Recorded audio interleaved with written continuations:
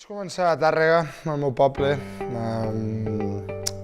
aficionat una miqueta per les meves germanes, que eren jugadores ja, el meu pare directiu del Club Natació Tàrrega, i una miqueta forçat per ells, no? Ja que jo era bastant futbolista, bastant futbolero, porter, i m'agradava molt i segueix agradant-me el futbol, però bueno, ells jo crec que van ficar bastanta pressió i d'anar a veure tant a les meves germanes, al final vaig acabar cedint i jugant al bàsquet.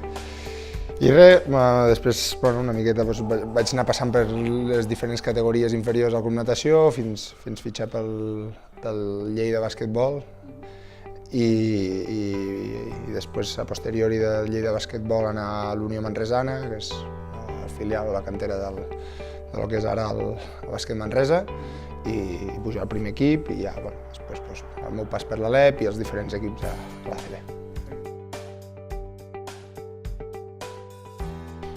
Jo crec que he evolucionat bastant amb el meu joc. Ara mateix crec que soc un jugador, com tothom em coneix, una mica aguerrit, amb aquesta força, aquesta energia que em caracteritza, aquesta velocitat en el meu joc, d'estar sempre movent-me, no parar mai.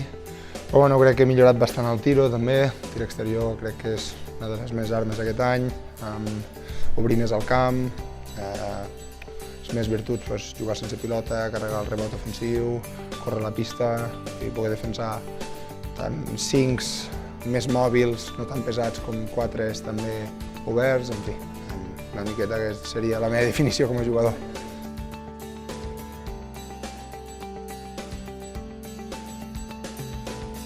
Crec que des que vaig començar fins ara sempre he tingut molt bons entrenadors, tant formatius, en categories inferiors com a professional, però crec que em quedaria amb 3 entrenadors en diferents moments de la meva carrera. El primer va ser el Ricard Casas, que era l'ajudant de Pesic, i va ser el que va donar l'oportunitat de poder estar a la selecció, de poder entrar en aquesta roda de la selecció sub-18, jugant al campionat de Mannheim a Alemanya i posteriorment a l'estiu jugant a l'europeu a Lituània. Jo crec que em va ajudar bastant i va confiar molt en mi. Després d'això, a la meva etapa a Osca, al Penyes Huesca, vaig tenir 2 entrenadors també, la veritat que molt bons, i em van ajudar a saber el que és l'ètica de treball i a treballar dia rere dia, no descansar, els dies que tenia festa anar al pavelló i aprofitar-ho. I crec que això em va donar un plus. Aquests 2 entrenadors són el Quim Costa i el Nacho Gella, que eren el primer i el segon entrenador d'Osca, i em van ensenyar això, l'ètica de treball. I per últim, els 2 últims entrenadors, que van ser els de l'any passat, que van ser el Pedro Martínez i el Jaume Ponsarnau. El Jaume Ponsarnau va ser un entrenador que em va donar l'oportunitat de debutar a l'ACB amb el Bàsquet Manresa, i l'any passat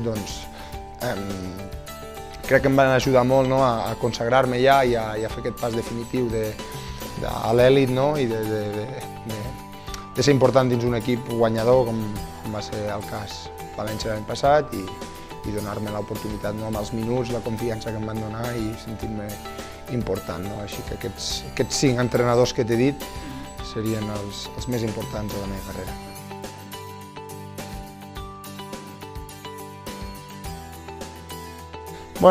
Jo crec que l'entrenador, el coach Pesic, ha simplificat bastant les coses, ha donat unes normes més simples, així tot poder tenir més variants, que no vol dir que estigui malament, però ell ha vingut i ha simplificat les coses, ha donat detalls, i crec que cadascú de nosaltres està sabent el rol que té, la importància que té dins l'equip i el que pot aportar. Així que, de moment, ell ha vingut també amb la idea clara que aquí es ve a guanyar, no es ve a fer feliç a la gent. Això també és molt important, deixar les coses clares des d'un principi, com ha fet ell, i jo crec que l'equip ha respost, tot i que, evidentment, aquests últims partits hem tingut partits dolents, però el primer títol ens l'hem emportat cap a casa, que és l'important i és el que volíem, i esperem que així també sigui la Lliga. Bueno, jo sempre m'he caracteritzat, com t'he dit, per ser un jugador amb aquesta força, aquesta energia, no? I jo crec que això a la gent li agrada, no? Al final el que vol la gent és que lluitis, és que ho donguis tot i jo crec que això els ha agradat, és enganxat amb ells, no? Llavors des del principi sempre m'han mostrat el carinyo, s'han nombrat els dracs, són els aficionats més, diguem, més fidels, no? I que sempre estan allà animant i demés, però l'afició en general crec que també m'ho ha agraït, no? M'ha agraït aquest treball o la feina a la pista doncs, amb els aplaudiments, amb ovacions i sempre em teniu paraules bones cap a mi, no? Llavors doncs, jo supercontent i orgullós de que així sigui i més en aquest club, no? Que sempre havia somiat estar aquí.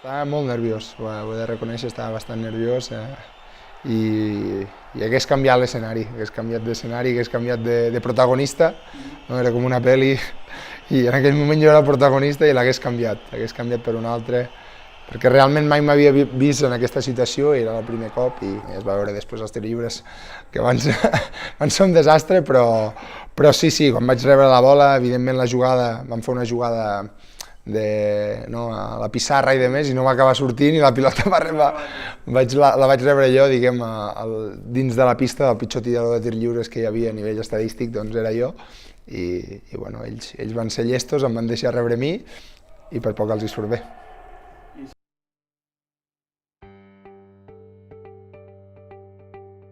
Bueno, jo crec que es feien les coses molt bé. Ara, evidentment, porto molts anys que no estic dins del club ni al poble i no sé com van les coses, evidentment. Segurament es segueixen fent bé, però crec que es feien molt bé les coses, la gent està enganxada al bàsquet.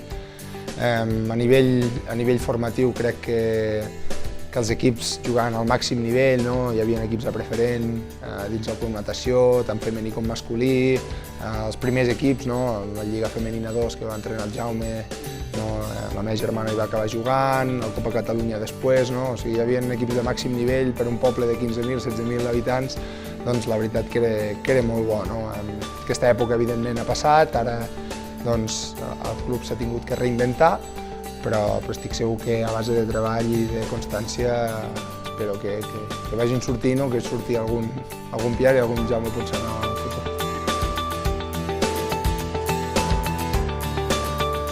Que tingui paciència sobretot, això és una carrera de fons, és molt llarg i evidentment cada jugador té la seva etapa i té el seu moment.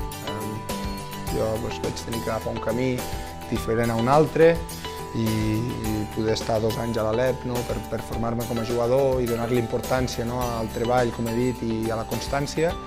És una mica això, sobretot no perdre la il·lusió i l'esperança, això és l'últim que s'ha de perdre, i disfrutar. Al final, si no es disfruta jugant, doncs és millor deixar-ho i no seguir. Al final aquest esport és molt bonic, et dona moltes coses, te'n treu d'altres, però el que s'ha de fer és disfrutar i passar-s'ho bé.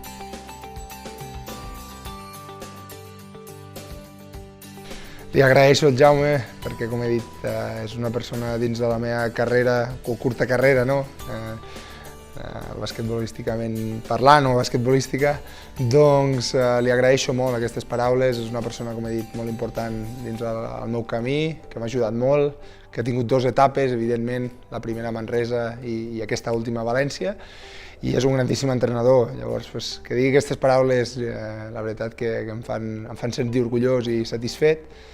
Però bueno, no sé, suposo que ell tindrà els motius, els sabrà ell. Jo intento fer la meva feina, intento fer el millor que sé i el que puc i sempre intentar, suposo, fer pinya i fer equip, que això al final també és important.